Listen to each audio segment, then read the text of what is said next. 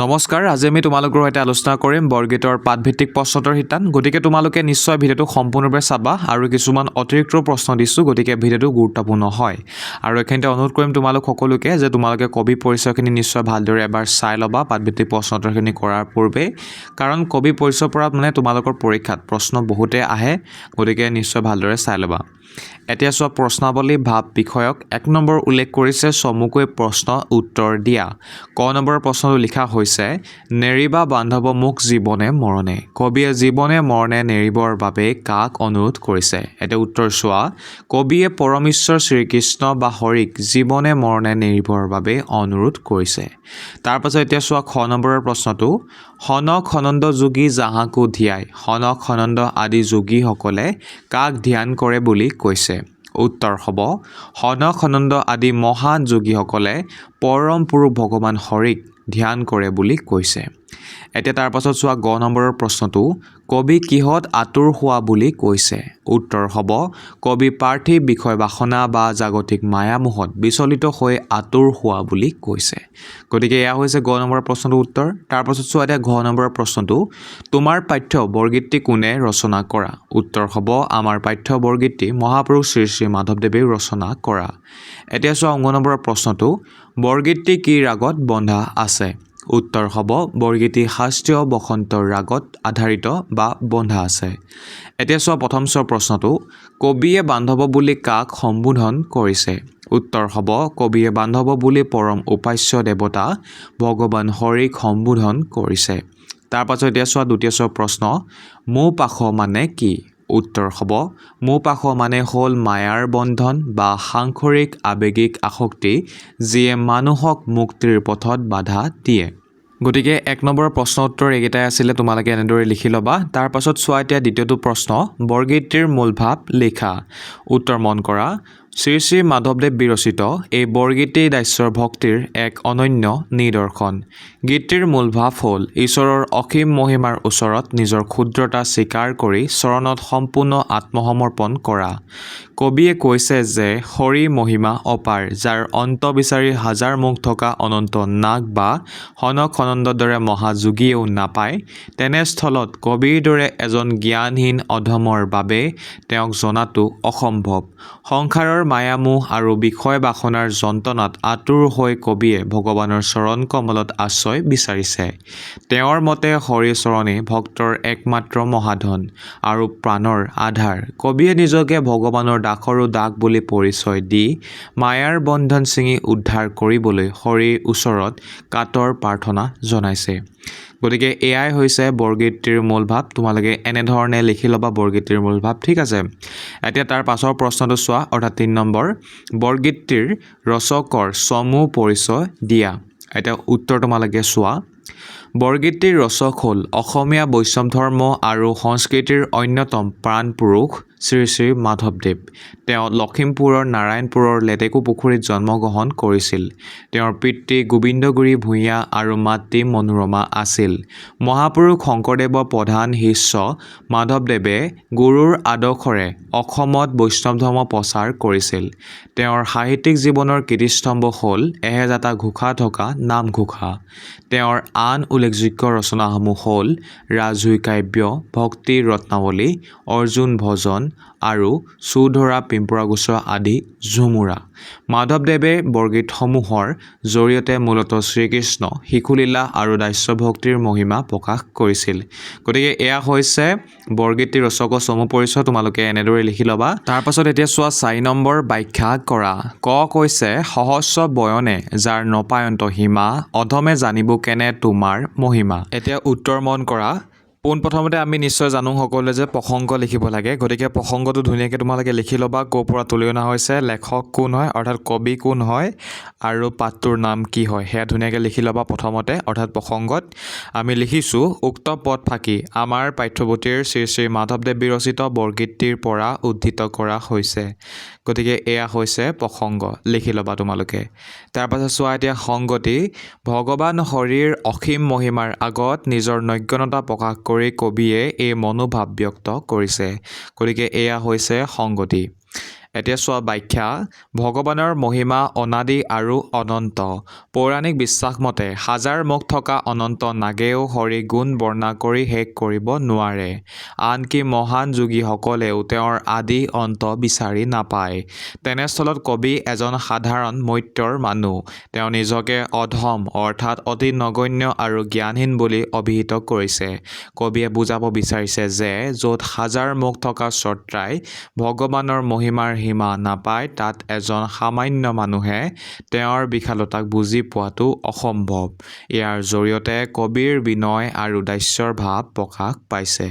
গতিকে এয়া হৈছে প্ৰথমটো ব্যাখ্যা গতিকে তোমালোকে এনেদৰে লিখি ল'বা তাৰপাছত এতিয়া চোৱা খ আতুৰ ভৈলুহু হৰি বিষয় বিকলে কৰিও উদ্ধাৰ মুখ চৰণ কমলে এতিয়া পোনপ্ৰথমতে আমি লিখিব লাগে ক'ৰ পৰা তুলি অনা হৈছে অৰ্থাৎ প্ৰসংগ সেয়া লিখি ল'বা তোমালোকে তাৰপাছত চোৱা এতিয়া সংগতি সংসাৰৰ মায়ামোহৰ পৰা পৰিত্ৰাণ পাবলৈ কবিয়ে কৰা আৰ্ত প্ৰাৰ্থনা ইয়াত প্ৰকাশ পাইছে এতিয়া চোৱা ব্যাখ্যা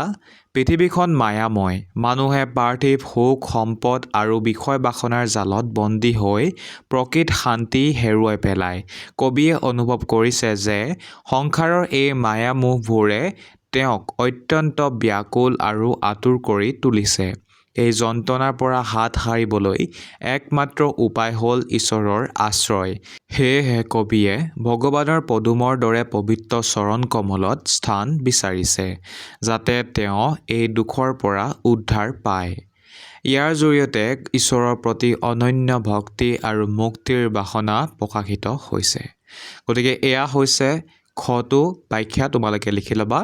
তাৰপাছত চোৱা এতিয়া গ তোমাৰ চৰণ দুই মোৰ মহাধন ভকত জনেৰ নিজ তুমিহে জীৱন গতিকে প্ৰথমতে প্ৰসংগ লিখিব লাগে গতিকে লিখি ল'বা এতিয়া চোৱা সংগতি ভকতৰ বাবে ঈশ্বৰৰ চৰণ সেৱাই যে সৰ্বস্ব কবিয়ে তাকে ইয়াত ব্যক্ত কৰিছে গতিকে সংগতি তাৰপাছত চোৱা এতিয়া ব্যাখ্যা সংসাৰৰ সকলো ধন সম্পত্তি নশ্বৰ আৰু অস্থায়ী কিন্তু এজন প্ৰকৃত ভক্তৰ বাবে ভগৱানৰ চৰণ যুগলহে আটাইতকৈ মূল্যৱান সম্পদ বা মহাধন কবিয়ে ক'ব বিচাৰিছে যে যিদৰে বায়ু অবিহনে প্ৰাণী জীয়াই থাকিব নোৱাৰে তেনেদৰে এজন ভকতৰ বাবে ভগৱান হ'ল তেওঁৰ একমাত্ৰ প্ৰাণৰ আধাৰ বা জীৱনস্বৰূপ ঈশ্বৰৰ কৃপা অবিহনে এজন ভক্তৰ অস্তিত্বই নাই ভক্ত আৰু ভগৱানৰ এই গভীৰ সম্পৰ্কটোৱে ইয়াত প্ৰতিফলিত হৈছে গতিকে আমি এনেদৰে ব্যাখ্যা কৰিব লাগিব তোমালোকেও এনেদৰে ব্যাখ্যা কৰি ল'বা এতিয়া চোৱা তাৰ পাছত তাৎপৰ্য বিচাৰ কৰা প্ৰশ্নটো কৈছে আমাক 5 নম্বৰ হনক সনন্দ যোগী যাহাকো ধিয়াই সকল নিগমে যাক বিচাৰি নপায় এতিয়া উত্তৰ মন কৰা এই পদফাঁকিৰ জৰিয়তে মাধৱদেৱে ভগৱানৰ দুৰ্লভ আৰু মহান স্বৰূপটো দাঙি ধৰিছে ইয়াৰ প্ৰকৃত তাৎপৰ্য হ'ল ভগৱান হৰি কেৱল বুদ্ধিমত্তা বা শাস্ত্ৰৰ পাণ্ডিত্যৰে লভ্য নহয় হনক আৰু সনন্দৰ দৰে বৰ্মাপুত্ৰ তথা মহাযোগীসকলেও যাৰ ধ্যানত মগ্ন থাকে আৰু নিগম অৰ্থাৎ বেদ শাস্ত্ৰই যাৰ অস্তিত্ব বিচাৰি ব্যাকুল হয় তেনেজন ছত্ৰা সাধাৰণ জ্ঞানৰ অতীত কিন্তু সেইজন ভগৱানেই আকৌ ভক্তৰ ভক্তি ওচৰত সৰল হৈ ধৰা দিয়ে অৰ্থাৎ যোগ বা শাস্ত্ৰ চৰ্চাতকৈও আন্তৰিক ভক্তিহে ভগৱান প্ৰাপ্তিৰ সৰল পথ এয়াই ইয়াত তাৎপৰ্য গতিকে এনেদৰে লিখি ল'বা তাৰ পাছত চোৱা 6 নম্বৰ বৰগীতে 4টা লক্ষণৰ বিষয় লিখা উত্তৰ বৰগীতৰ লক্ষণ 1 নম্বৰতে আমি লিখিছোঁ বৰগীতসমূহ শাস্ত্ৰীয় ৰালতাকযুক্ত গীত দ্বিতীয়তে লিখিছোঁ বৰগীতৰ ভাষা হ'ল ব্ৰজাৱলী তৃতীয়তে লিখিছোঁ এই বৰগীতসমূহ ভক্তিমূলক তথা ঈশ্বৰৰ মহাত্ম্য প্ৰকাশক 4 নম্বৰতে লিখিছোঁ বৰগীতসমূহ মূলতঃ ভক্তিৰস প্ৰধান যদিও ইয়াত দাস্য শান্ত বাৎসল্য আদি ৰসৰো সমাৱেশ ঘটে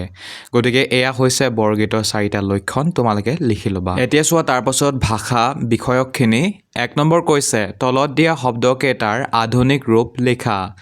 নপাৱন্ত কেনে ভৈলুহু তুমিহে জনেৰ কহয় আছে গতিকে এতিয়া উত্তৰ মন কৰা প্ৰথমতে আছে নপাৱন্ত গতিকে নাপায় হ'ব তাৰপাছত কেনে আছে কেনেকৈ হ'ব তাৰপাছত ভৈলুহু আছে গতিকে উত্তৰ হ'ব হলু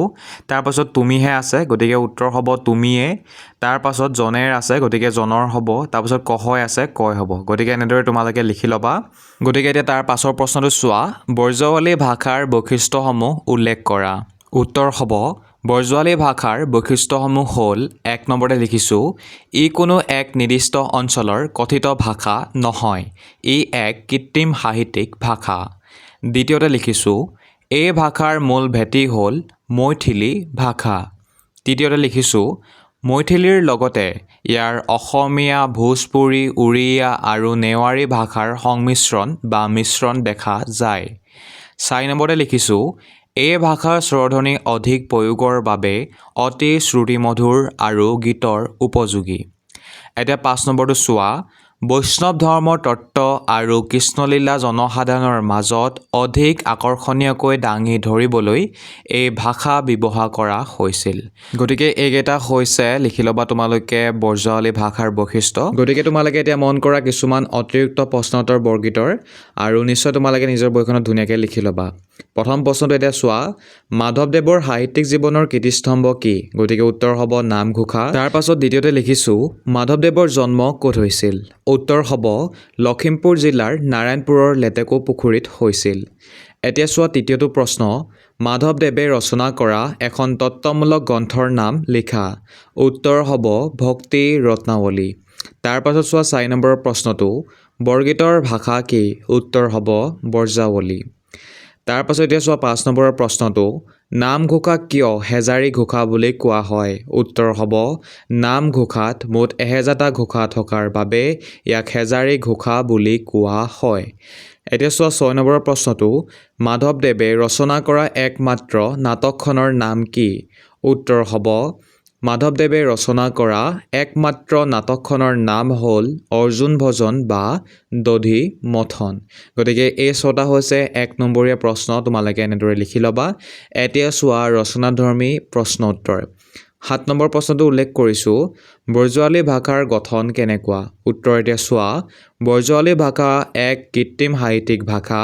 ইয়াৰ মূল ভেটি মৈথিলী হ'লেও ইয়াৰ লগত ভোজপুৰী নেৱাৰী আৰু আনুষংগিক অঞ্চলৰ ভাষাৰ সংমিশ্ৰণ ঘটিছে স্বৰধ্বনি অধিক প্ৰয়োগৰ বাবে এই ভাষা শুনিবলৈ অতি শ্ৰুতিমধুৰ গতিকে এয়া হৈছে 7 নম্বৰ প্ৰশ্নটোৰ উত্তৰ আৰু নিশ্চয় তোমালোকে গম পাইছা বৈশিষ্ট্যটোত যিখিনি লিখিব লাগে সেইখিনিয়ে এই প্ৰশ্নটোত উত্তৰ হিচাপে আমি লিখিব লাগে সেয়ে অলপ সহজে হ'ব তাৰ পাছত চোৱা এতিয়া 8 নম্বৰৰ প্ৰশ্নটো মাধৱদেৱৰ বৰগীতসমূহৰ বিষয়বস্তু ঘাইকৈ কিহৰ ওপৰত আধাৰিত উত্তৰ মন কৰা মাধৱদেৱৰ বৰগীতসমূহ ঘাইকৈ শিশুকৃষ্ণৰ লীলা বিষয়ক ইয়াৰ জৰিয়তে অসমীয়া সমাজৰ ঘৰুৱা পৰিৱেশৰ একোখনি সুন্দৰ চিত্ৰ অংকন কৰা হৈছে গতিকে এয়া 8 নম্বৰ প্ৰশ্নটোৰ উত্তৰ তোমালোকে লিখি ল'বা এতিয়া চোৱা কিছুমান গুৰুত্বপূৰ্ণ শব্দাৰ্থ যিবোৰ পৰীক্ষাত অহা দেখিবলৈ পোৱা যায় আৰু জানি থ'ব লাগে আমি গতিকে এতিয়া সেইখিনি চোৱা প্ৰথমতে আছে ধিয়াই গতিকে ধিয়াই হ'লে হ'ব ধ্যান কৰে বা সদায় চিন্তা কৰি থাকে তাৰ পাছত নিগম শাস্ত্ৰ বা যি শাস্ত্ৰই মুক্তিৰ বাট দেখুৱায় তাৰ পাছত বিষয় বিকলে সাংসাৰিক দুখ বা বিষয় বাসনাত স্থবিৰ হৈ পৰা অৱস্থা তাৰ পাছত চোৰ ছিঙি দিয়া বা ত্যাগ কৰা গতিকে ছাত্ৰ ছাত্ৰীসকল এয়াই আছিলে অতিৰিক্ত কিছুমান প্ৰশ্ন আৰু উত্তৰ আশা কৰিছোঁ তোমালোকে ভিডিঅ'টোৰ পৰা উপকৃত হৈছা আৰু এনেধৰণৰ ভিডিঅ' আমি অন্যান্য পাঠৰো বনাম গতিকে তোমালোকে নিশ্চয় চেনেলটো ছাবস্ক্ৰাইব কৰি ল'বা যদিহে প্ৰথমবাৰ চাই আছা আৰু ভিডিঅ'টো নিশ্চয় তোমালোকে বন্ধুবৰ্গলৈ শ্বেয়াৰ কৰি দিবা যাতে তেওঁলোকেও উপকৃত হয় তোমালোকৰ এই ভিডিঅ'টো শ্বেয়াৰ কৰাৰ পৰা গতিকে ভিডিঅ'টো চোৱাৰ কাৰণে তোমালোকক ধন্যবাদ জয়াখম আৰু নিশ্চয় তোমালোকে আমাৰ হোৱাটছআপ চেনেলত জড়িত হৈ ল'বা জড়িত হ'বলৈ হোম স্ক্ৰীনত দেখি থকা নাম্বাৰটোত জাষ্ট এটা হাই মেছেজ কৰিলে হৈ যাব